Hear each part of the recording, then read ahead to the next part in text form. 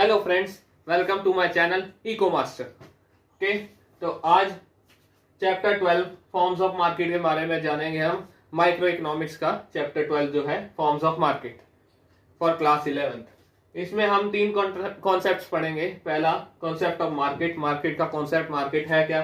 दूसरा forms of market, forms of market में चार टाइप की मार्केट की फॉर्म्स हम देखेंगे। पहला परफेक्ट कंपटीशन, दूसरा मोनोपोली, तीसरा मोनोपोलिस्टिक और चौथा ओलिगोपोली। और हमारा लास्ट टॉपिक इसमें रहेगा basic of market, basis of market concept या क्लासिफिकेशन, उसके बेसिस जानेंगे हम। तो सबसे पहला हमारा टॉपिक यही है कॉन्सेप्ट ऑफ मार्केट। बहुत से लोग ये सोचेंगे कि हम जो मॉल्स वगैरह में जाते हैं वो मार्केट है, लेकिन इकोनॉमिक्स में इसकी डेफिनेशन में थोड़ा सा चेंज आ जाता है। मार्केट हम किसी प्लेस के बारे में नहीं जानते, it refers to system. Market एक सिस्टम है that brings buyers and seller in contact of each other, जहाँ पे जिसके थ्रू बायर्स और सेलर एक दूसरे के कांटेक्ट में आते हैं। किस चीज के लिए? To settle sale and purchase, sale and purchase को सेटल करने के लिए। तो ये एक टाइप का सिस्टम होता है। उसी सिस्टम के थ्रू हमने ये चार फॉर्म्स बनाए हैं। पहला हमारा फॉर्म है ये, नेक्स्ट टॉपिक है फॉर्म्स ऑफ मार्केट में। तो पहला फॉर्म है परफेक्ट कंपटीशन। अब इन चारों को हमने अलग अलग टाइप में डिवाइड करने के लिए उनके फीचर्स के थ्रू हम जानेंगे। हर फॉर्म का एक अलग अलग फीचर है, उसी के थ्रू हमने ये चार फॉर्म्स बनाए हैं उनके फीचर्स के थ्रू। तो पहला फीचर इसका है large number of seller. Perfect competition एक ऐसा फॉर्म है जहां पे बहुत सारे सेलर्स बहुत ज्यादा होते हैं। अब यहां पे देखिए एक वर्ड मैंने अंडरलाइन कर रखा है, प्राइस टेकर। ये इसके थ्रू हम जानेंगे लार्ज नंबर ऑफ बायर्स, जैसे सेकंड है लार्ज नंबर ऑफ सेलर, दोनों ही बहुत ज्यादा होते हैं। परफेक्ट कंपटीशन एक ऐसी जगह है जहां पे बायर्स भी बहुत ज्यादा होते हैं, सेलर्स भी बहुत ज्यादा होते हैं। तो अब बायर्स और सेलर्स इतने ज्यादा है तो कोई एक फर्म छोड़ के चले जाए या कोई एक बायर छोड़ के चले जाए तो उस पर प्राइस का कोई फर्क नहीं पड़ेगा। हमने देखा ना प्राइस कैसे डिफाइन होता है, कितना लोग डिमांड कर रहे हैं और कितना सप्लाई हो रहा है। वो जहां पे इक्वल होते हैं उस हिसाब से हम डिमांड एंड सप्लाई के थ्रू प्राइस को वो करते हैं। डिमांड जो सेलर, जितने ज्यादा सेलर डिमांड कर रहे हैं प्राइस उतना ज्यादा बढ़ेगा, जितने ज्यादा सेलर जो है सेल कर रहे हैं प्राइस उतना कम होगा। तो दोनों एक टाइम पे आके मिल जाएंगे। तो हमने देखा हुआ है कि सप्लाई और डिमांड का रिलेशन हम पहले चैप्टर्स में पढ़ चुके हैं। तो अभी मैं आपको कहता हूं वो पहले के चैप्टर्स देख के आइए, उनसे आपको काफी अंदाजा हो जाएगा डिमांड क्या चीज है, सप्लाई क्या चीज है और उनका प्राइस से क्या रिलेशन है। उसके थ्रू हम जानते हैं कि उनका रिलेशन क्या है प्राइस के थ्रू। ओके, तो हमने डिमांड के लिए देखा है बायर्स से पता चलता है, सप्लाई के लिए देखा है सेलर से पता चलता है। तो अगर उनमें से एक सेलर चले जाए तो सप्लाई पे ज्यादा फर्क नहीं पड़ेगा, इतने ज्यादा सेलर्स होते हैं। एक दो बायर चले भी जाए तब भी डिमांड पे ज्यादा फर्क नहीं पड़ेगा, यानी कि उससे प्राइस पे कोई इतना फर्क नहीं पड़ेगा। तो फर्म्स जो है, बायर्स जो है, यहाँ पे प्राइस टेकर होते हैं। ये देखिए यहाँ भी ये वर्ड है प्राइस टेकर, प्राइस मेकर नहीं होते। प्राइस मेकर होता है जहां पे फर्म खुद से प्राइस सेट करती है। बायर जो है खुद से जो है प्राइस डिसाइड करते हैं, वो जो है प्राइस डिसाइड नहीं करते। प्राइस जो है यहाँ पे मार्केट के थ्रू डिसाइड होता है, यानी कि डिमांड कितनी है और सप्लाई कितनी है उसके थ्रू जो है प्राइस यहाँ पे डिसाइड होता है। यहाँ पे वही मार्केट के थ्रू जो प्राइस सेट हुआ है वही लोग जो है उसी प्राइस पे खरीदते हैं और बेचते हैं। तो यानी कि यहाँ पे बायर्स और सेलर दोनों ही प्राइस टेकर है। जो प्राइस मार्केट बना रहा है उन्हें उसी प्राइस पे खरीदना बेचना पड़ता है, वो प्राइस खुद से नहीं बना सकते। They are not price maker, they are price takers. Next हमारा फीचर है होमोजीनियस प्रोडक्ट। होमोजीनियस से आई थिंक आपको मतलब पता होगा, एक जैसे। Seller sell identical products, identical का यही मतलब होता है एक जैसे प्रोडक्ट्स। वो जो क्वांटिटी बेच रहे हैं वो भी आइडेंटिकल है, उनके प्रोडक्ट्स भी आइडेंटिकल है। So buyer can buy from any one, so no advertisement or seller, I mean sales promotion is required। अब हर बंदा जो है यहाँ पे जो फर्म जो है होमोजीनियस प्रोडक्ट्स बेच रहे हैं, होमोजीनियस क्वांटिटी में बेच रहे हैं, तो बायर के ऊपर कुछ वो नहीं है कि वो नहीं जी मैंने इसी से खरीदना है, मैंने उससे खरीदना है। सारे एक जैसे प्रोडक्ट बेच रहे हैं, वो किसी के पास भी जा सकता है। तो यहाँ पे एडवर्टीजमेंट की कोई जरूरत नहीं होती, क्योंकि सबके प्रोडक्ट एक जैसे ही है, तो एडवर्टीजमेंट की जरूरत ही नहीं है। वो एडवर्टीजमेंट, कोई एक बंदा एडवर्टीजमेंट करेगा तो वो अपना खर्चा ही बढ़ाएगा। क्यों? क्योंकि उसे भी पता है जो सामान मैं बेच रहा हूं वही होमोजीनियस प्रोडक्ट तो दूसरा भी बेच रहा है। तो सेल्स प्रमोशन की कोई जरूरत नहीं है, एडवर्टीजमेंट की कोई जरूरत नहीं है, क्योंकि ये होमोजेनियस प्रोडक्ट मार्केट में बिक रहे हैं, हर बंदा होमोजेनियस प्रोडक्ट बेच रहा है। ओके, नेक्स्ट हमारा perfect knowledge of market and price. हर बायर को, हर सेलर को मार्केट की परफेक्ट नॉलेज है, मार्केट में क्या प्राइस चल रहा है इस टाइम उसको सब कुछ पता होता है। तो ठीक है, तो कोई भी उनके साथ गद्दारी नहीं कर सकता कि प्राइसेस बढ़ा के बेचे। क्यों? अगर किसी एक बंदे ने भी जरा सा भी प्राइस बढ़ा दिया तो वो दूसरे के पास चलेगा। क्यों? क्योंकि जो सामान ये प्राइस बढ़ा के बेच रहा है वही दूसरा मार्केट वाले प्राइस पे, कम प्राइस पे बेच रहा है, तो मैं उसके पास चले जाऊंगा, उसका खुद का ही नुकसान होगा। तो यही चीज परफेक्ट नॉलेज की वजह से वो जो है प्राइसेस में कोई चेंज नहीं ला सकते, कुछ गद्दारी नहीं कर सकते किसी बायर के साथ जो सेलर्स है। क्यों? क्योंकि बायर को परफेक्ट नॉलेज है मार्केट में क्या प्राइस चल रहा है। ओके, नेक्स्ट हमारा है free entry and exit of firms, that is no legal restriction. Perfect competition में कोई लीगल रिस्ट्रिक्शन नहीं हो सकती, कोई भी मार्केट में आ सकता है, कोई भी मार्केट से जा सकता है। उसे लग रहा है कि ये प्रोडक्ट्स जो है यहाँ पे मेरे को प्रॉफिट होगा ये प्रोडक्ट्स बेच के, तो मैं इस वाले प्रोडक्ट की मार्केट में एंटर कर जाता हूँ। उसे लग रहा है कि नहीं जी मुझे फायदा नहीं होगा, नुकसान होगा, तो वो वहां से जा सकता है, वो उसकी मर्जी है। तो यहाँ पे कोई भी रिस्ट्रिक्शन नहीं है। अब कुछ ऐसे मार्केट्स भी होते हैं जहां पे रिस्ट्रिक्शंस होता है, वो हम आगे के टॉपिक्स में जब पढ़ेंगे तब हमें पता लगेगा। जैसे फॉर एग्जांपल रिस्ट्रिक्शन वाली बात हम देखते हैं, इंडिया में जो रेलवेज है, रेलवेज गवर्नमेंट ही चला सकती है और कोई रेलवे में एंटर नहीं कर सकता, तो रिस्ट्रिक्शन है यहाँ पे। और हम न्यूक्लियर जो पावर प्लांट्स है उसके लिए प्रॉपर जो है आपको गवर्नमेंट से इजाजत लेनी पड़ती है, रिस्ट्रिक्शन है, कोई भी ऐसे ही खुद से घुस के एंटर नहीं कर सकता। तो कुछ चीजों में रिस्ट्रिक्शन होती है। परफेक्ट कंपटीशन एक ऐसी जगह है जहां पे कोई रिस्ट्रिक्शन नहीं है, जो मर्जी एंटर कर सकता है, जो मर्जी एग्जिट कर सकता है। ओके, नेक्स्ट हमारा फीचर है independent decision making and freedom from checks. कोई भी इंडिपेंडेंट है बिल्कुल यहाँ पे decision making, no restriction on sale and purchase, कोई भी इतनी ज्यादा चेक्स नहीं होती। ओके, कोई भी जो है सेल कर सकता है कुछ भी, कोई भी कुछ भी परचेज कर सकता है, कोई उस पर रोक टोक नहीं है, कोई भी एग्रीमेंट नहीं लगा हुआ प्रोडक्शन पे। आप चाहो तो ये गुड प्रोड्यूस भी कर सकते हो, आप चाहो तो इसका प्रोडक्शन रोक भी सकते हो, कोई आपको मना नहीं करेगा। दैट इज वही चीज, कोई रिस्ट्रिक्शन नहीं है, कोई चेक्स नहीं है, आप जो मर्जी कुछ भी सेल कर सकता है, कुछ भी परचेज कर सकता है, कुछ भी प्रोड्यूस कर सकता है। आगे हम और फीचर्स देखते हैं। So our next feature is perfect mobility. Perfect mobility, यहाँ पे फैक्टर्स की बात हो रही है। फैक्टर्स ऑफ प्रोडक्शन याद है आपको, पहले की वीडियोस में भी बता रखा है, कैपिटल हो सकते हैं, लेबर हो सकती है and all. That is factors are perfectly mobile, they can move to any industry that provide high remuneration. अब फैक्टर जो है कहीं भी जा सकता है, जैसे हम लेबर का एग्जांपल ले, लेबर किसी भी इंडस्ट्री में जा सकता है, परफेक्टली मोबाइल है, उसको कोई रोक नहीं सकता, जहां भी उसको अच्छी सैलरी मिल रही है वहां चले जाएगा, मर्जी उसकी। Next is no extra transport cost. अब for one price to prevail, अगर मार्केट में एक ही प्राइस रहना चाहिए सारी मार्केट में, there is no extra transport cost for consumer to buy from different sellers. तो बायर्स को कोई भी एक्स्ट्रा ट्रांसपोर्ट कॉस्ट नहीं देनी पड़ती कि ये कहे जी अगर आपको मेरी दुकान से खरीदना है तो आपको जो है आपके घर तक पहुंचाने के लिए ज्यादा ट्रांसपोर्ट कॉस्ट लगेगी। वो क्या, अगर वो मार्केट दूर है, वो सेलर दूर है, तो वो अपने पास वाले सेलर से ले लेगा, तो क्यों ट्रांसपोर्ट कॉस्ट लगेगी? बिल्कुल। तो वो बंदा ट्रांसपोर्ट कॉस्ट क्यों लगाएगा? उसे पता है अगर वो मेरे पास आके नहीं खरीदेगा तो वो अपने किसी पास वाले से खरीद जाएगा एंड ऑल, तो ट्रांसपोर्ट कॉस्ट नहीं होती। तो इसमें हमने यही जाना, तीन वाइटल कंडीशंस क्या क्या है। हमने पहला नंबर ऑफ फर्म्स के बारे में देखा, number of firms buyer sellers बहुत ज्यादा है। ओके, दूसरा, अब तीन वाइटल कंडीशंस में पहली है firms is a price taker, उसके तीन रीजंस बता रखे, सॉरी टू से। तीन वाइटल कंडीशंस, पहली वाइटल कंडीशन इसकी है परफेक्ट कंपटीशन की, firm is a price taker.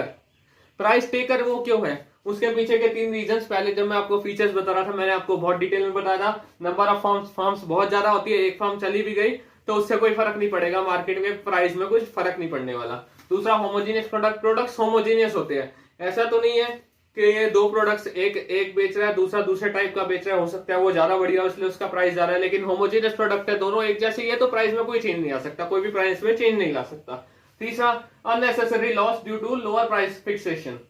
Okay, as demand curve is perfectly elastic, तो डिमांड कर्व जो है परफेक्टली इलास्टिक है, तो जो है अगर वो प्राइस को कम करने लगेगा तो उसी का नुकसान हो जाएगा। क्यों?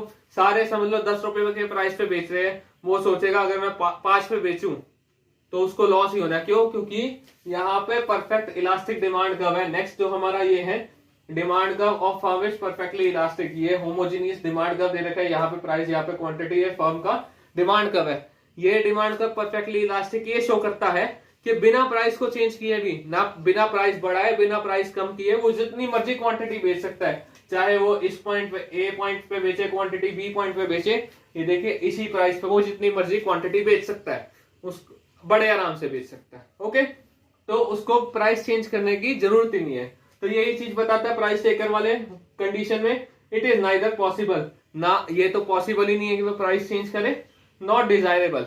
प्राइस अगर चेंज करना पॉसिबल भी होता तो उसके लिए कोई फायदे में नहीं है कि वो अपना लॉस ही करे प्राइस कम करके, कि ज्यादा प्राइस कम करके ज्यादा क्वांटिटी बिक जाएगी, लेकिन फायदा ही नहीं है। क्यों? क्योंकि परफेक्ट इलास्टिक डिमांड का है, जितना मर्जी वो क्वांटिटी बेच सकता है इसी प्राइस पे। तो यहाँ पे देख लीजिए पी प्राइस दे रखा है। Next demand curve of firm is perfectly elastic, यही आपको जो अभी मैंने बताया। ओके, जितनी मर्जी क्वांटिटी बेच सकता है। प्राइस जो है कैसे डिटरमाइन होता है, अभी आपको पहले भी बताया था मैंने, determined by market forces of demand and supply. ये डिमांड एंड सप्लाई मार्केट की फोर्सेस होती है, वो ही डिटरमाइन करती है कि प्राइस कितना रहेगा, ना कि कोई फर्म डिटरमाइन करती है। Firm under this earns only normal profit in long run. अब लॉन्ग रन और शॉर्ट रन आप पहले की वीडियोस देखेंगे तो आप बड़े आसानी से पहचान जाएंगे। तो लॉन्ग रन के टाइम पे एक फर्म खाली नॉर्मल प्रॉफिट ही अर्न कर सकती है। शॉर्ट रन में हो सकता है उसको ज्यादा प्रॉफिट हो रहा हो, लेकिन लॉन्ग रन में उसको सिर्फ नॉर्मल प्रॉफिट ही होगा। इसके पीछे का रीजन क्या है? सिंस क्योंकि फ्रीडम है एंट्री और एग्जिट की। If there is no extra normal profit से ज्यादा एक्स्ट्रा नॉर्मल प्रॉफिट हो रही है, सुपर नॉर्मल प्रॉफिट उससे अगर हो रही है, तो और भी फर्म्स एंटर कर जाएंगी।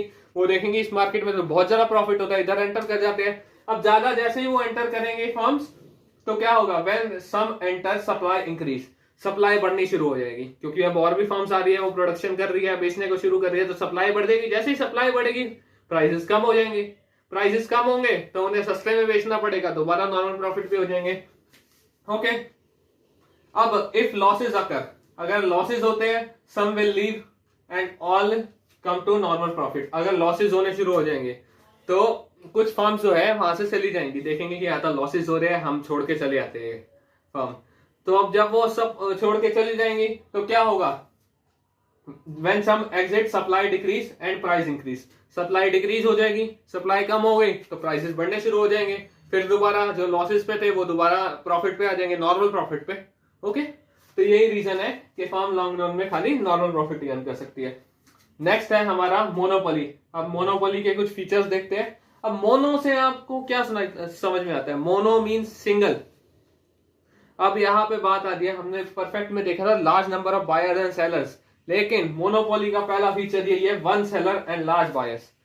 सेलर सिर्फ एक ही है, लेकिन बायर्स बहुत सारे हैं। जैसे परफेक्ट कंपटीशन में बहुत सारे बायर्स थे, बायर्स यहाँ भी बहुत ज्यादा है, लेकिन यहाँ पे बेचने वाला एक ही है। अब बस वन सेलर से ये मत समझिए कि एक सिंगल बंदा बेच रहा है। हम यहाँ बात करें एक सिंगल फर्म है, या फिर बहुत सारी फर्म्स ने एक अपना ग्रुप बना लिया। जैसे हम पेट्रोलियम का देखते हैं, बहुत सारी फर्म्स ने ग्रुप बना लिया, लेकिन खाली वही पेट्रोलियम बेचते हैं, पेट्रोल बेचते हैं, और कोई तो नहीं बेचता। वही चीज यहाँ पे वही प्रोड्यूस करते हैं खाली पेट्रोल, और कोई तो नहीं प्रोड्यूस कर सकता। अब मैंने आपको उसका एग्जांपल देखा रेलवेज का। इंडिया में रेलवेज की मोनोपोली है, सिर्फ गवर्नमेंट ही जो है वो रेलवेज का काम कर सकती है और कोई नहीं कर सकता। तो वही चीज है। So no buyer can influence the price, firm is price maker. अब क्योंकि एक सिंगल सेलर है, परफेक्ट में क्या था, अगर उसे देख रहे हैं कि यहाँ पे वो इसने महंगा शुरू कर दिया बेचना, तो वो किसी और के पास चले जाएगा, तो इसलिए वो प्राइस को चेंज नहीं कर सकते, वो प्राइस टेकर होते हैं। लेकिन यहाँ पे बायर जो है, कोई बायर इन्फ्लुएंस नहीं कर सकता प्राइस को, क्योंकि वो एक सिंगल सेलर है। वो जितना मर्जी प्राइस बढ़ाए, आपको लगता है कोई बंदा उसे कह सकता है नहीं जी कम प्राइस कर लो, नहीं तो मैं किसी और के पास चले जाऊंगा? अरे और कोई है ही नहीं, तो वो किसी और के पास जाएगा कैसे? तो यहाँ पे फर्म जो है प्राइस मेकर होती है, उसके पास पूरा कंट्रोल होता है प्राइस के ऊपर। वो प्राइस बढ़ा सकता है, कोई उसे रोकने वाला थोड़ी ना है।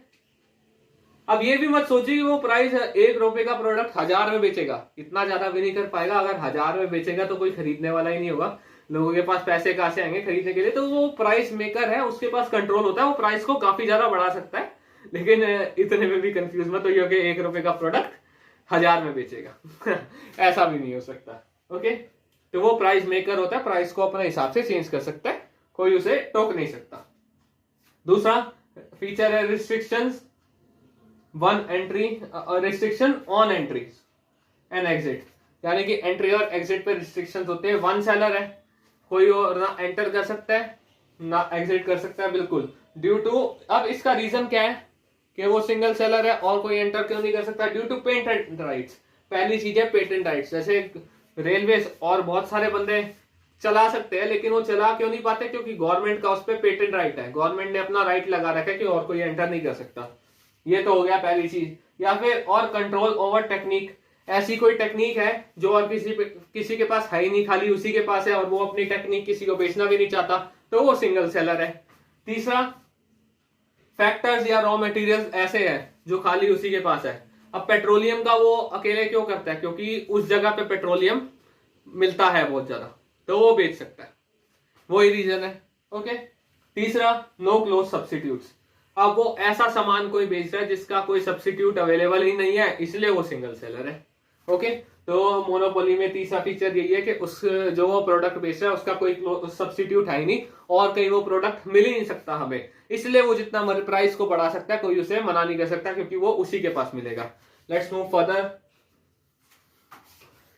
तो गाइस हमारा नेक्स्ट फीचर है full control over price.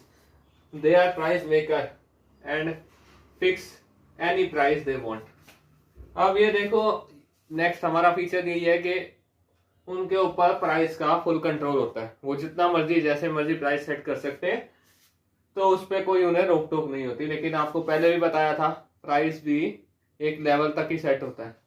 Next हमारा है possibility of price discrimination. Price discrimination means उनकी मर्जी है, एज आई टोल्ड यू, उनकी मर्जी है, वो जितना मर्जी प्राइस चार्ज करे। प्राइस डिस्क्रिमिनेशन का मतलब है किसी से भी जितना मर्जी प्राइस चार्ज करे। अगर उन्हें लग रहा है ये बंदा अमीर है फॉर एग्जांपल, तो ये उससे ज्यादा प्राइस चार्ज कर देंगे। एक ही गुड है, समझ लो एक ही गुड है, उसके लिए जो है अमीर से ज्यादा प्राइस चार्ज कर रहे हैं, गरीब से थोड़ा सा कम चार्ज कर रहे हैं क्योंकि उन्हें पता है वो इतना ज्यादा दे नहीं पाएगा। या फिर और कोई भी रीजन हो सकता है प्राइस डिस्क्रिमिनेशन का, उन्हें ऐसा लगता है कि ये बंदा जो है देने को बहुत ज्यादा तैयार है तो इससे ज्यादा दे लो। दूसरा बंदा लगता है कि ये कम प्राइस देने को तैयार है, अगर हम ज्यादा कम करेंगे, ज्यादा बढ़ाएंगे प्राइस तो ये खरीदेगा नहीं, तो उससे थोड़ा कम प्राइस चार्ज कर लेते हैं उस हिसाब से। तो ये प्राइस डिस्क्रिमिनेशन है। It refers to a practice by the seller of charging different prices from different buyers of the same good. अब डिमांड का मोनोपोली का डिमांड का देखिए ये डाउनवर्ड स्लोपिंग है। हमने परफेक्ट कंपटीशन में देखा था वो फ्लैटर है, पूरा पैरेलल है एक्स एक्सिस से, यानी कि उसका इलास्टिसिटी ऑफ डिमांड इनफाइनाइट है फुल। अब यहाँ पे ये चीज जरूर देखिए ध्यान, जो मैं आपको पहले भी बता रहा हूँ, एक का 1000 रुपए जो मैंने एग्जांपल देके बताया था, 1 रुपए का 1000 रुपए प्राइस, वैसे ही ये चीज यही शो कर रहा है। Full control doesn't mean he can sell when seller fix the price, quantity demanded on depend on buyers. If buyers feel price is high, quantity demanded is low and vice versa. यही चीज वो show कर रहा है कि अगर वो इतना ज्यादा भी प्राइस हाई नहीं रख सकते, अगर जो है बायर को ऐसा लगता है कि प्राइस बहुत ज्यादा हाई है तो वो क्वांटिटी डिमांडेड कम हो जाती है। ये इसका डिमांड का देखिए डाउनवर्ड स्लोपिंग होता है, इसलिए ये यही चीज शो कर रहा है कि अगर उसे ज्यादा बेचना है तो थोड़ा प्राइस कम करना ही पड़ेगा। ऐसा नहीं है कि वो बहुत ज्यादा प्राइस बढ़ा रहे फिर तो कोई नहीं आएगा उसके पास, तो उसको भी प्राइस कम करना पड़ता है अगर ज्यादा जो है क्वांटिटी बेचनी है। ओके, तो नेक्स्ट हमारा टॉपिक है how does monopoly structure arise. अब मोनोपोली का स्ट्रक्चर आता कैसे है? पहला हमारा यहाँ पे है टॉपिक गवर्नमेंट लाइसेंसिंग। आपको पहले भी बताया था गवर्नमेंट जो है लाइसेंस देती है, लेकिन यहाँ पे लाइसेंस जब सिर्फ एक सिंगल पर्सन को लाइसेंस मिल रहा है तो वो हुआ मोनोपोली का। गवर्नमेंट लाइसेंसेस या गवर्नमेंट कंट्रोल जिसे हम कह सकते हैं, the licence is only for one producer. जब वो सिंगल पर्सन को वो लाइसेंस दे रखा है, जैसे आपको बताया था रेलवे का लाइसेंस खाली गवर्नमेंट के पास है, खाली गवर्नमेंट ही वो कर सकती है, तो वो मोनोपोली है। दूसरा पेटेंट राइट्स। पेटेंट राइट्स, जब कोई न्यू प्रोडक्ट मार्केट में लॉन्च हुआ है, बेसिक यार पेटेंट राइट्स, वो उस पर अपना पेटेंट राइट लगा देती है कि खाली ये गुड जो है हम ही प्रोड्यूस कर सकते हैं, हमारे अलावा और कोई नहीं करेगा। अगर कोई और वो गुड प्रोड्यूस करेगा तो उस पर जो है वो एक क्राइम होगा। Okay, it can be on characteristics और टेक्नोलॉजी। वो जो है उस गुड के कैरेक्टरिस्टिक्स पे भी डिपेंड कर सकता है कि ये कैरेक्टरिस्टिक्स, इसका शेप साइज इस टाइप का हमने प्रोडक्ट बनाया, ऐसा प्रोडक्ट और कोई नहीं बनाएगा। या फिर ये टेक्नोलॉजी, किसी टेक्नोलॉजी पे हमने पेटेंट राइट लगा दिया कि ये टेक्नोलॉजी हमारी है, ऐसी टेक्नोलॉजी और कोई यूज नहीं कर सकता, तो वो पेटेंट राइट्स होते हैं। कार्टेल्स, कार्टेल्स एक तरीके का समझ लो ग्रुप होता है। It's collective discrimination by group of firms with view to avoid competition. अब जैसे मैंने आपको बताया था ना पेट्रोलियम वाला, अब वो कोई एक सिंगल फार्म नहीं है, बहुत सारी फार्म्स ने मिलके अपना एक ग्रुप बना रखा है और उनकी अब मोनोपोली चल रही है। अब उन्होंने अपना ग्रुप इसलिए बना दिया क्योंकि ये वहां के काफी सारे लोगों के पास था पेट्रोलियम अवेलेबल, तो उन्होंने आपस में ग्रुप बना लिया कि अगर वो अलग अलग बेचेंगे तो एक उनके बीच में प्राइस वॉर हो जाएगी। तो ये अवॉइड करने के लिए war, price war you can say, एक बंदा प्राइस कम करेगा ज्यादा बेचने के लिए, दूसरा और कम करेगा एंड ऑल, बहुत ज्यादा ऐसे दिक्कत होगी, सारे लोग लॉस में चले जाएंगे, उनको इतना ज्यादा प्रॉफिट नहीं होगा। तो ये कंपटीशन अवॉइड करने के लिए, ये प्राइस वॉर अवॉइड करने के लिए वो जो है जॉइंट मोनोपोली बना देते हैं। जॉइंट मोनोपोली स्ट्रक्चर जो इमर्ज हो जाता है, ताकि वो सारे मिलकर डिसाइड कर लेते हैं कि हम इतना सारा प्राइस चार्ज करेंगे, कोई भी कम ज्यादा नहीं करेगा। Okay, next natural occurrence. Natural occurrence में भी यही चीज होती है। फॉर एग्जांपल कोई ऐसी चीज जो और किसी के पास अवेलेबल ही ना हो, जैसे रॉ मटेरियल वाला हमने पीछे एग्जांपल देखा था, इसका आप एग्जांपल वही ले सकते हैं, पेट्रोलियम जैसे वहीं अवेलेबल है और कहीं अवेलेबल है ही नहीं, तो फिर वही चीज हो गई। और कोई एग्जांपल ले लो, जैसे आइलैंड्स पे हॉट स्प्रिंग्स जो है एक आइलैंड पे एक जगह पे अवेलेबल है, तो वहीं जो है उनकी मोनोपोली है और कहीं वहां हॉट स्प्रिंग अवेलेबल ही नहीं है। ओके, तो इसके साथ हमारा मोनोपोली का टॉपिक खत्म होता है। नेक्स्ट है मोनोपोलिस्टिक कंपटीशन। मोनोपोलिस्टिक कंपटीशन में हम फीचर्स देखते हैं। पहला feature, large number of buyers and seller. Sellers और बायर्स बहुत ज्यादा है परफेक्ट कंपटीशन की तरह। And size of each firm is small having limited share of market. Her firm का, यहाँ पे ऐसी फर्म्स है जिनका साइज बहुत ज्यादा बड़ा नहीं होता, बहुत छोटा भी नहीं होता, बहुत बड़ा भी नहीं होता। ओके, तो ये लिमिटेड शेयर होता है हर फर्म का मार्केट में।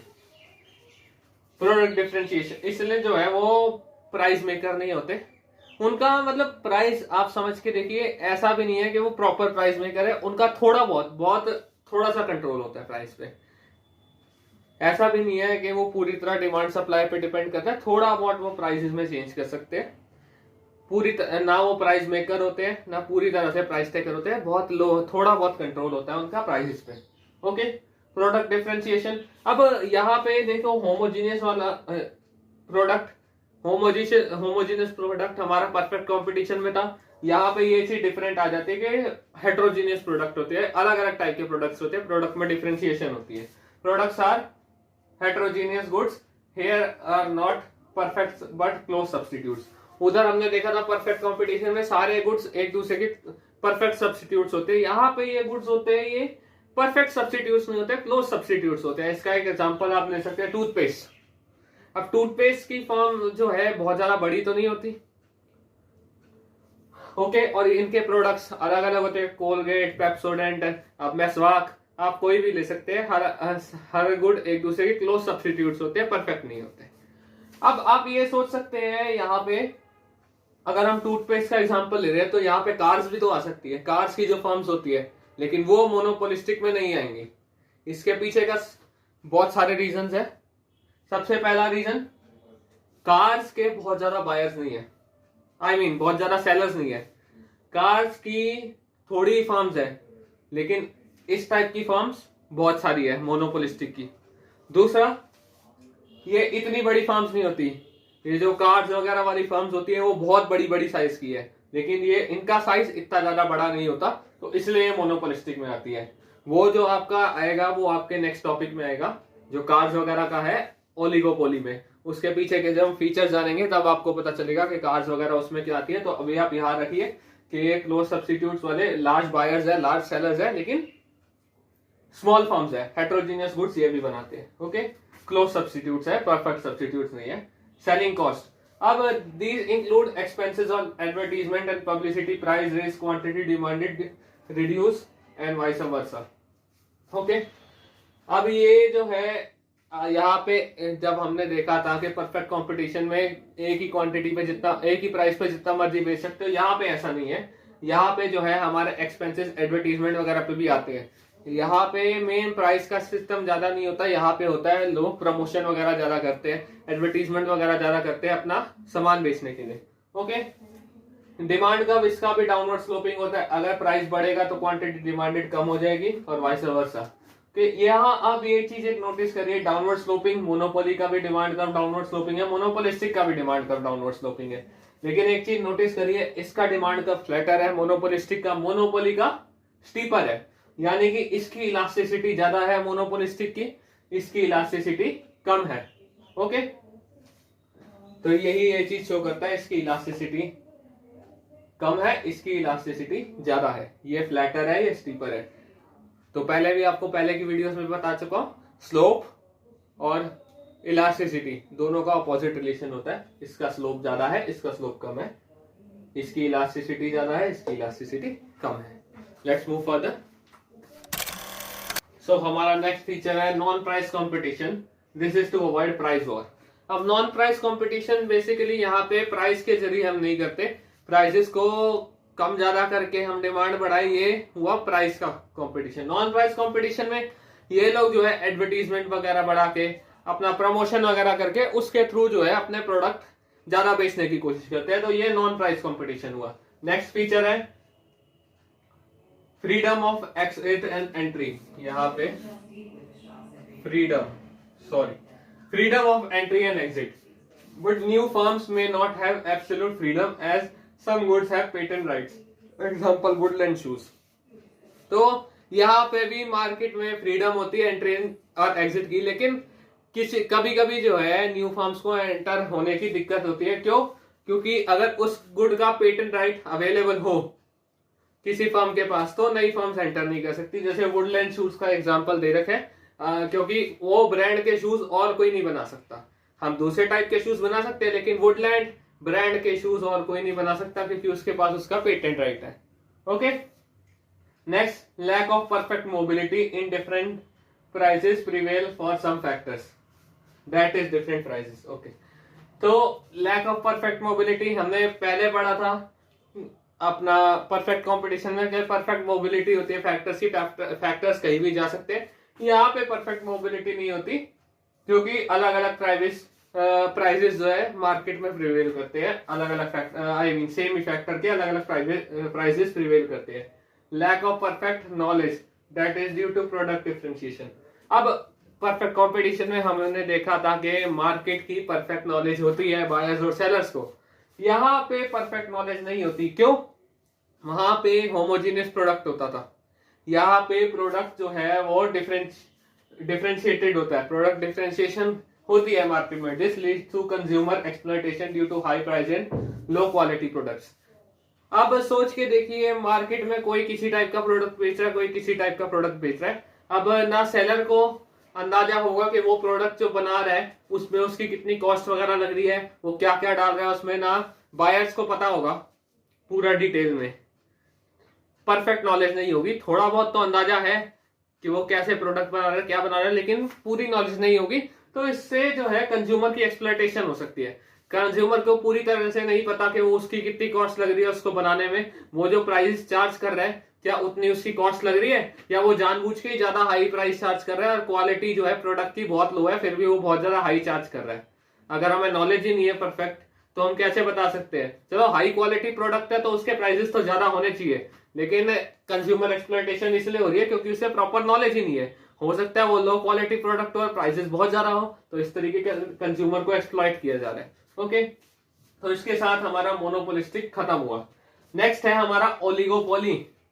ओलिगोपोली में भी बायर्स काफी ज्यादा होते हैं, लेकिन जब हमने मोनोपोलिस्टिक में देखा सेलर्स बहुत ज्यादा होते हैं लेकिन फर्म स्मॉल होती है। यहाँ पे स्मॉल नंबर ऑफ फर्म्स होती है, सेलर्स कम होते हैं लेकिन वो बहुत बड़ी बड़ी फर्म्स होती है। यहाँ आया आपका वो कार्स वाला एग्जांपल जो मैं आपको दे रहा था।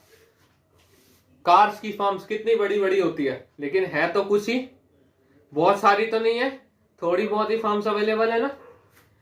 ये छोटे नंबर, बहुत ही कम नंबर की फर्म्स अवेलेबल है जो डोमिनेट करती है पूरी मार्केट को। यही थोड़ी बहुत फर्म्स जो है पूरी मार्केट को डोमिनेट करती है।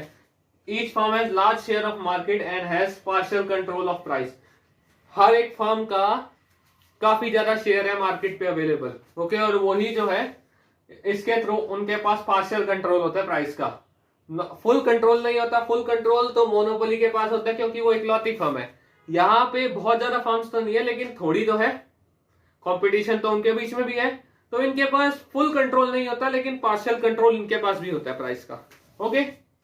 मोनोपोलिस्टिक से ज्यादा कम कंट्रोल होता है, लेकिन मोनोपोली से कम होता है, ओके, क्योंकि कंपटीशन अवेलेबल होता है। Next feature, high degree of interdependence. अब यहाँ पे ओलिगोपोली में ये जो थोड़ी बहुत फर्म्स है आपस में इंटरडिपेंड है। अब इसका हम थोड़ा डिटेल में समझते हैं। इंटरडिपेंडेंस क्या शो करता है यहाँ पे, जैसे लेट्स मूव फर्दर। यहाँ पे देखिए लास्ट फीचर है non price competition. Non price competition इसी की वजह से है, हाई डिग्री ऑफ इंटरडिपेंडेंस की वजह से। क्यों? क्योंकि अगर यहाँ पे आपस में फर्म डिपेंडेंट है, अगर वो उनको लगा रहता है कि अगर हम प्राइसेस अपने बढ़ा देंगे, अगर हमने प्राइसेस इतना बढ़ा दिया और सामने वाले ने प्राइस नहीं बढ़ाया, तो हमारे बजाय जो बायर्स है वो दूसरे के पास चले जाएंगे। यही अगर ये उन्हें डर लगा रहता है कि अगर हमने प्राइस कम कर दिया, सामने वाले ने और ज्यादा भी तो कम कर सकता है, बिल्कुल कर सकता है, तो फिर भी उसके पास चले जाएंगे। तो इसलिए वो इनके बीच में इंटरडिपेंडेंस होती है, वो प्राइस में इतना ज्यादा वो नहीं करते और नॉन प्राइस कंपटीशन ही करते हैं।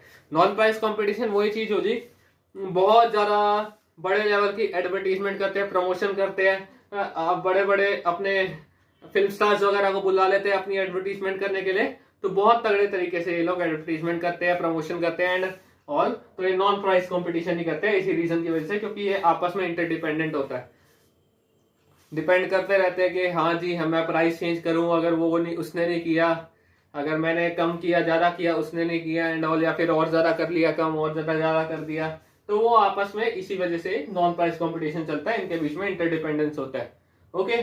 Not possible to determine demand curve due to high degree of interdependence. अब डिमांड का प्राइस और क्वांटिटी के डिमांडेड के बीच का रिलेशन देता है। अब जब इनके बीच में आपस में इंटरडिपेंडेंस होता है, ये प्राइसेस को अपने हिसाब से चेंज नहीं कर सकते, तो क्वांटिटी डिमांडेड प्राइस की वजह से थोड़ी ना चेंज हो रहा है, यहाँ पे नॉन प्राइस कंपटीशन की वजह से ही चेंज हो रहा है, तो इसलिए हम इनका डिमांड कर्व डिटरमाइन नहीं कर सकते। Next, formation of cartels. Cartels हमने पहले भी देखा था जब हम मोनोपोली में पढ़ रहे थे कि कार्टल्स एक तरीके से ग्रुप्स होते हैं जब ये बनाते हैं। With view to avoid competition, it's a situation of collusive oligopoly. ये कोलिसिव ओलिगोपोली की सिचुएशन है जहां पे आपस में कार्टल्स बना लेते हैं, ग्रुप बना लेते हैं। Here output quotas and prices are fix. यहाँ पे ये लोग आपस में डिसाइड कर लेते हैं कि हम आप लोग जो है इतना ही आउटपुट प्रोड्यूस करोगे, उस पर कोटा लगा देते हैं कि इससे ज्यादा आप लोग कोई प्रोड्यूस नहीं करोगे। प्राइसेस भी फिक्स कर देते हैं कि कोई भी इससे ज्यादा प्राइस नहीं रखेगा, कोई इससे कम प्राइस नहीं रखेगा, इतना ही प्राइस रखेगा। प्राइसेस को भी फिक्स कर देते हैं। The firm leading is called price leader. जो इनको फर्म को लीड करता है, जिसके थ्रू जो है प्राइसेस सेट किए जाते हैं, वो प्राइस लीडर कहलाता है, वही सेट करता है। प्राइस लीडर बहुत से तरीके के हो सकते हैं, समझ लो जो सबसे प्राइस, जिसको जो है सबसे कम प्राइसेस पड़ रहे हैं, कॉस्ट जिसकी सबसे कम आ रही है, वो प्राइस लीडर हो सकता है। या फिर जो सबसे ज्यादा जिसके पास मार्केट का शेयर है, वो प्राइस लीडर हो सकता है कि, या फिर जो बहुत पुराने टाइम से मार्केट में है फर्म, वो भी प्राइस लीडर हो सकता है। तो अलग अलग टाइप से प्राइस लीडर ये लोग बना सकते हैं अपना। जो प्राइस लीडर होगा वही प्राइस सेट करेगा। और ये फिर आपस में जब ज्वाइन हो जाते हैं तो ये पूरा कंट्रोल पा लेते हैं मार्केट का। तो ये एक तरीके से मोनोपोली वाली सिचुएशन वही वाली हो गई, जो मोनोपोली कार्टल्स बना लेते हैं, आपस में कार्टल्स बना लेते हैं, वो एक मोनोपोली सेट कर लेते हैं। एक ओलिगोपोली भी वही टाइप की एक सिचुएशन होती है। यहाँ पे इन्हें फिर मोनोपोली प्रॉफिट होता है। क्यों? क्योंकि ये लोग प्राइस कम, इनके बीच में कोई कंपटीशन नहीं होता कि कोई प्राइस कम कर देगा दूसरा और ज्यादा कम कर देगा एंड ऑल, तो इन्हें प्रॉफिट्स कम होंगे लेकिन क्वांटिटी ज्यादा बिकेगी, आपस में कंपटीशन इनका खत्म हो जाएगा। तो ये प्राइसेस काफी हद तक ऊंचा सेट कर सकते हैं क्योंकि वो प्राइसेस फिक्स रहेंगे, कोटास रखे जाएंगे। तो ये मोनोपोली प्रॉफिट, बहुत टॉप का प्रॉफिट अर्न करते हैं। Okay, next, entry of barriers mainly due to patent rights. अब ये फर्म्स के पास अपने पेटेंट राइट्स होते हैं अपने प्रोडक्ट्स के, तो इसलिए बैरियर्स में बहुत ज्यादा एंट्री, बैरियर्स जो है लग जाते हैं यहाँ पे मार्केट में। सबसे मेन रीजन यहाँ पे पेटेंट राइट्स का ही है, और भी रीजंस है यहाँ पे, क्योंकि ये बहुत बड़ी बड़ी फर्म्स है, इस पे इन्वेस्टमेंट भी तो कितनी ज्यादा लगती है, तो हो सकता है इस वजह से भी नई फर्म्स एंटर ना कर पाए। लेकिन सबसे मेन रीजन है पेटेंट राइट्स। और भी बहुत सारे फैक्टर्स होते हैं, जैसे मैंने बताया इन्वेस्टमेंट बहुत ज्यादा हाई होती है और भी एंड ऑल, लेकिन मेन जो इसका सबसे मेन रीजन है वो है patent rights. Okay, non collusive oligopoly, collusive oligopoly अभी मैंने आपको बताया क्या होता है। नॉन कोलिजिव कौन सा हुआ, is different from collusive oligopoly, hear each firm pursuits own price and own quantity, competition arises here. अब यहाँ पे जो है ये आपस में ग्रुप्स नहीं बनाते, अलग अलग सब कंपटीशन में काम कर रहे होते हैं, हर बंदा अपना प्राइस सेट करता है, अपनी क्वांटिटी बेचता है अपनी मर्जी से, उसके ऊपर कोई आपस में वो नहीं होता कि आप कोई कोटा वगैरह सेट नहीं होता, वो जितनी चाहे उतनी क्वांटिटी बेच सकता है, जितनी चाहे उतना प्राइस सेट कर सकता है, कोई उसको कुछ नहीं कहेगा। ये कंपटीशन के थ्रू जो है सेट करते हैं अपना प्राइस और क्वांटिटी, तो यहाँ पे कंपटीशन अराइज हो जाता है। अब दो टाइप की हमने देखेंगे, परफेक्ट और इम्परफेक्ट, लास्ट हमारा ओलिगोपोली का टॉपिक। परफेक्ट ओलिगोपोली वो है जहां पे होमोजेनियस प्रोडक्ट्स बेच रहे हैं, और इम्परफेक्ट जहां पे डिफरेंशिएटेड प्रोडक्ट्स है। जब प्रोडक्ट्स डिफरेंशिएटेड है तो वो इम्परफेक्ट ओलिगोपोली हो गई, जब प्रोडक्ट्स होमोजेनियस बिकते हैं तो परफेक्ट ओलिगोपोली होगी। इसके साथ हमारा ये ओलिगोपोली का भी टॉपिक खत्म। अब हम जाएंगे नेक्स्ट टॉपिक पे। सो गाइस, हमारा लास्ट टॉपिक है बेसिस ऑफ मार्केट क्लासिफिकेशन।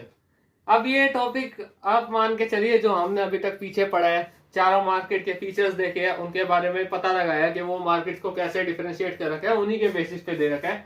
यहाँ पे मैंने एक डायग्राम बनाया, उसके थ्रू आप देखिए।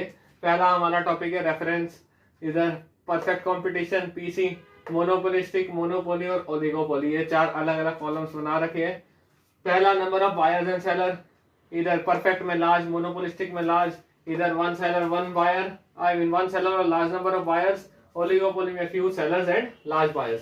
प्रोडक्ट का नेचर, प्रोडक्ट का नेचर परफेक्ट में होमोजेनियस, इधर प्रोडक्ट डिफरेंशिएशन मोनोपोलिस्टिक में, मोनोपोली में एब्सोल्यूट प्रोडक्ट डिफरेंशिएशन, क्योंकि वो सिंगल प्रोडक्ट है, उसके जैसा और कोई है ही नहीं। और इधर ओलिगोपोली में मोनो होमोजेनियस भी हो सकता है, डिफरेंशिएटेड भी हो सकता है, जहां मैंने बताया था परफेक्ट और इम्परफेक्ट दो टाइप के होते हैं। नेक्स्ट, प्राइस कंट्रोल, परफेक्ट में नो प्राइस कंट्रोल, इधर पार्शियल, मोनोपोली में फुल कंट्रोल और ओलिगोपोली में भी पार्शियल। प्राइस, परफेक्ट कंपटीशन में यूनिफॉर्म प्राइस चार्ज किया जाता है हर एक से, मोनोपोलिस्टिक में not uniform as product differentiation, क्योंकि प्रोडक्ट डिफरेंशिएटेड होता है तो यूनिफॉर्म प्राइस नहीं होता, कोई कुछ कोई कुछ। Monopoly not uniform as price differentiation, इधर प्रोडक्ट डिफरेंशिएशन का रीजन था, इधर रीजन है मोनोपोली में प्राइस डिस्क्रिमिनेशन, क्योंकि वो प्राइस डिस्क्रिमिनेशन किसी से भी सेम प्रोडक्ट के लिए कोई भी प्राइस चार्ज कर सकता है, तो यूनिफॉर्म नहीं है। इधर ओलिगोपोली में भी प्रोडक्ट डिफरेंशिएशन की वजह से ही यूनिफॉर्म नहीं होता। Knowledge of market, perfect competition में परफेक्ट नॉलेज होती है और बाकी तीनों में इम्परफेक्ट नॉलेज होती है मार्केट की। Mobility of factors, perfect competition में परफेक्ट मोबिलिटी होता है लाइक दिस, एंड बाकी तीनों में इम्परफेक्ट मोबिलिटी होती है फैक्टर्स की। एंट्री, यहाँ पे परफेक्ट कंपटीशन में फ्री एंट्री होती है, मोनोपोलिस्टिक में एब्सोल्यूट एंट्री नहीं होती, मोनोपोली में तो पॉसिबल ही नहीं है, और ओलिगोपोली में restricted as patent rights and factors related. Okay, इधर जैसे हमने देखा था कि रिस्ट्रिक्टेड होता है पेटेंट राइट्स की वजह से और फैक्टर रिलेटेड की वजह से। ओके, डिमांड का, यहाँ पे परफेक्ट इलास्टिक डिमांड कम है, मोनोपोलिस्टिक में रिलेटिवली मोर इलास्टिक, क्योंकि हमने देखा था यहाँ पे थोड़ा फ्लैटर होता है लेकिन होता ये भी डाउनवर्ड स्लोपिंग है। इधर मोनोपोली में लेस इलास्टिक होता है, स्लोप इसका काफी ज्यादा होता है, और ओलिगोपोली में स्पेसिफाई नहीं किया जा सकता। स्लोप ऑफ डिमांड का यहाँ पे हॉरिजॉन्टल होता है, AR is equal to MR। इधर डाउनवर्ड स्लोपिंग होता है मोनोपोलिस्टिक में भी और मोनोपोली में भी, दोनों में AR is greater than MR, इधर भी AR is greater than MR। यहाँ पे तो डिमांड कम होता ही नहीं है, तो no specific relation between price and quantity, तो यहाँ पे कोई स्पेसिफिक रिलेशन नहीं होता प्राइस और क्वांटिटी के बीच में। यहाँ पे ये लोग प्रमोशन और एडवर्टीजमेंट वगैरह के थ्रू ही ज्यादा वो करते हैं। सेलिंग कॉस्ट, सेलिंग कॉस्ट आपका वही आता है जैसे ट्रांसपोर्टेशन कॉस्ट हो गया, आपका एडवर्टीजमेंट का कॉस्ट हो गया, प्रमोशन का कॉस्ट हो गया एंड ऑल, ये सारे कॉस्ट होते हैं। परफेक्ट कंपटीशन में रिक्वायर्ड नहीं होता क्योंकि होमोजीनियस प्रोडक्ट होता है सबके पास।